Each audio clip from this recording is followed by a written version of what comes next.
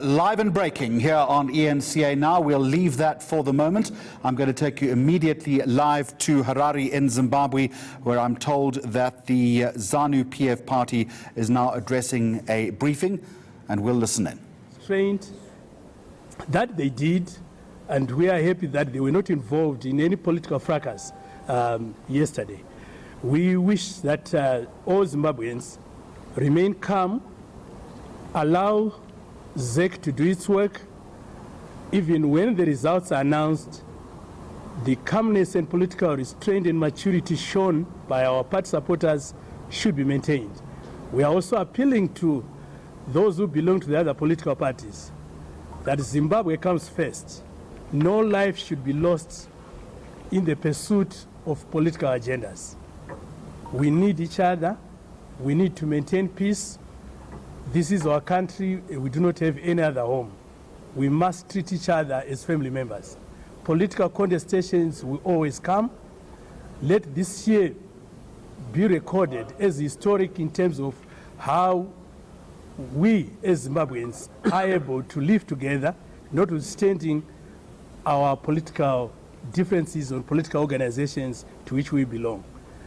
I wish that we continue to behave maturely, that we restrain ourselves, we do not provoke each other, we allow the Zimbabwe Electoral Commission to announce the winner. The elections have come. It is only the announcement of a winner which is outstanding. I thank you. We can answer questions.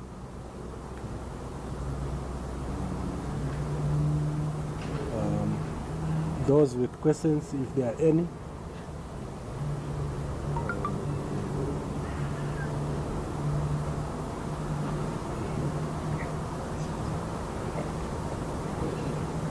Yeah, please, you can come forward so we can see and hear you more clearly. Okay, my name is Zanu-PF. I'm a freelancer. I want to know what action is going to be taken by the government against the people who broke and property.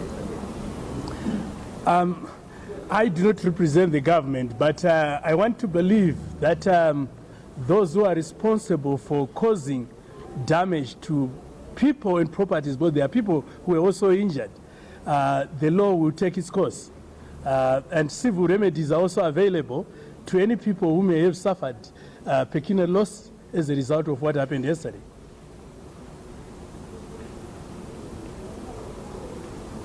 Okay,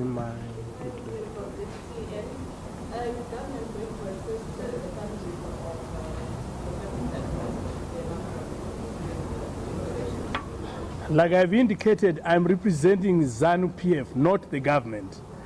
But I'm quite sure that if channels are followed, there may be some remedies available to those who may have lost their loved ones. Okay, my brother. Good afternoon, Alvin here from ENCA. I know that you might tell me that you don't represent the MPC, but I just want to find out from your own intelligence inside the party and from the ministers that you have deployed in government, have you been able to ascertain whether Nelson Chamisa is still in the country?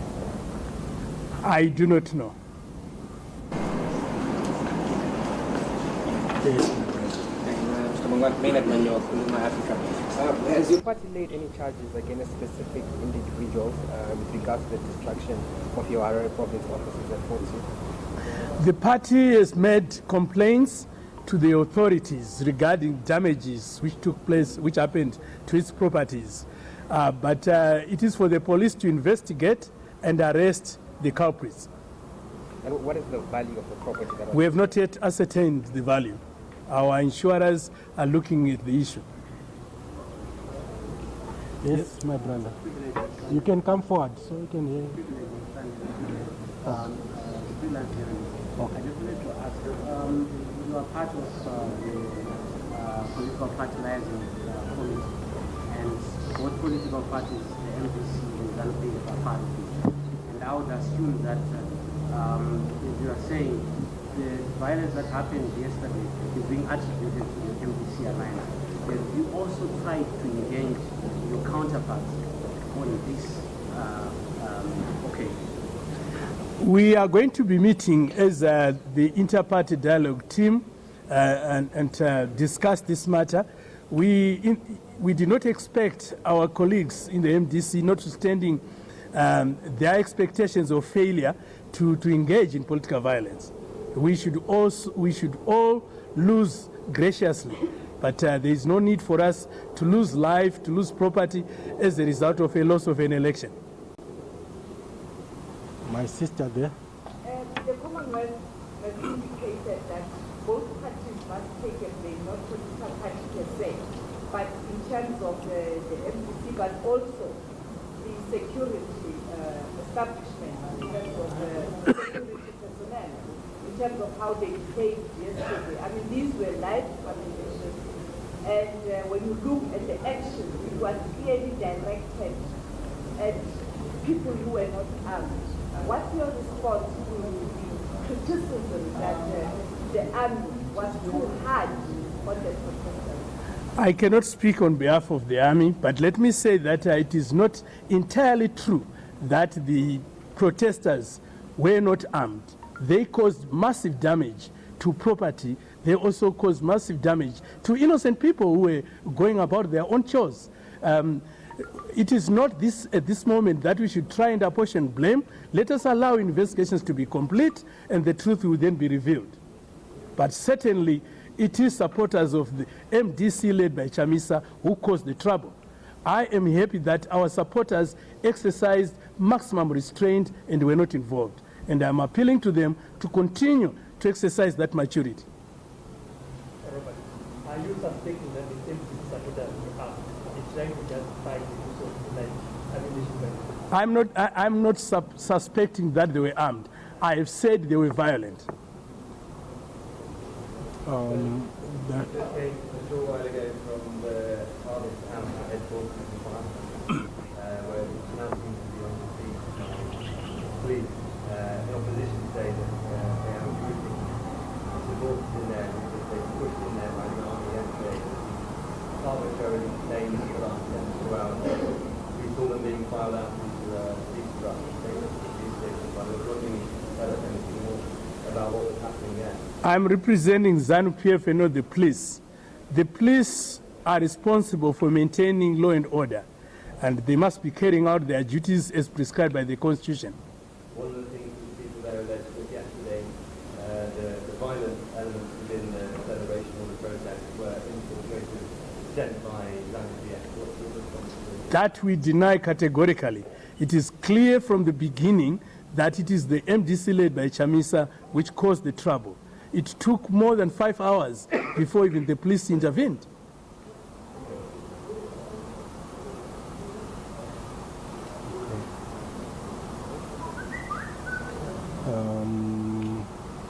Can we conclude if there are no questions?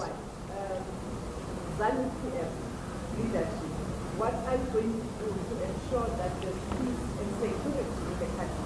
Because at the end of the day, about ordinary people's lives, and also ordinary people, they want to go back to work, they want life to continue, they want to have, get whatever they can get to continue to live like ordinary Zimbabweans. Are you going to reach out at all stakeholders to ensure that there's peace and reconciliation in Zimbabwe? Certainly, we are going to continue to reach out to our colleagues in the opposition. We are currently even appealing to them that when the results are announced and they realize officially that they've now lost, they must be able to tell their supporters that let's allow this process to be completed, and there will be another day for another political contestation. We can only be voted into office by people who are alive. Let Zimbabweans realize that we are not the first to engage in elections. Many countries have elections, and life goes on. We should be able to accept results of an election, because when you go into an election, two things are likely to happen. Either you win or you lose. If you lose, re-strategize so that you contest the next election and do better. That is the attitude we are asking our colleagues in the opposition to take. We will also appeal to our own supporters to celebrate, appreciating that those who lost want to continue living in peace in Zimbabwe. So we must celebrate our victory with restraint, ensuring that you do not go to the extent of causing your colleagues to feel that they've lost something when there's still life they have, and there's Zimbabwe for all of us.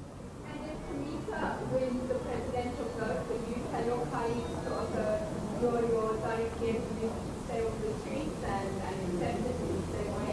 Correct. We will tell. Like you already know the winner, but as far as I know, we're still waiting. Yes.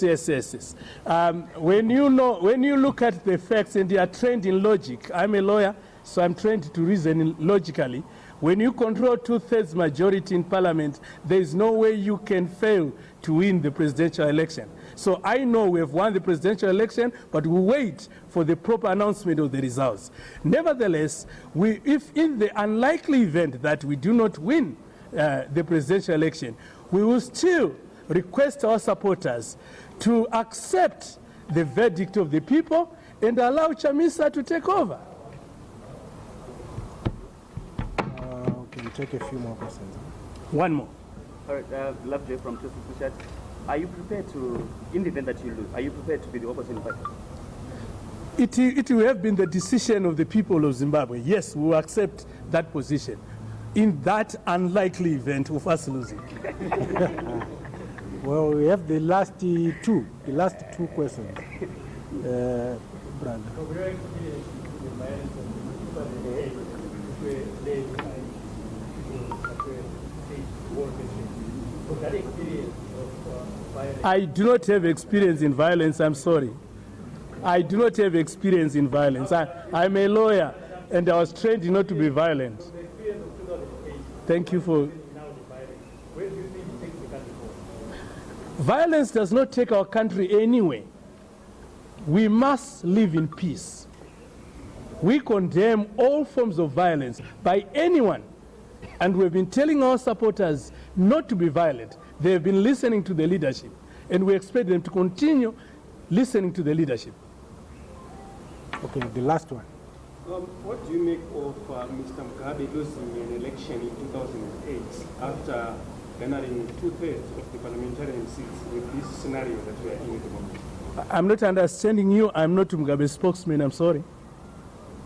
No, but I'm just giving you a reference. You are saying it is impossible after winning 2/3. Mugabe did not get 2/3 in 2008. Zanu-PF did not get 2/3 in 2008. We actually performed worse than MDC. I think we got less than. Yeah, we did not even get the majority. We did not even get 51% of the parliamentary seats. So you cannot compare oranges and apples. Yeah. We want to thank you, colleagues in the media fraternity, for this press. We thank you so much for the good time we have had together. We thank you. Thank you.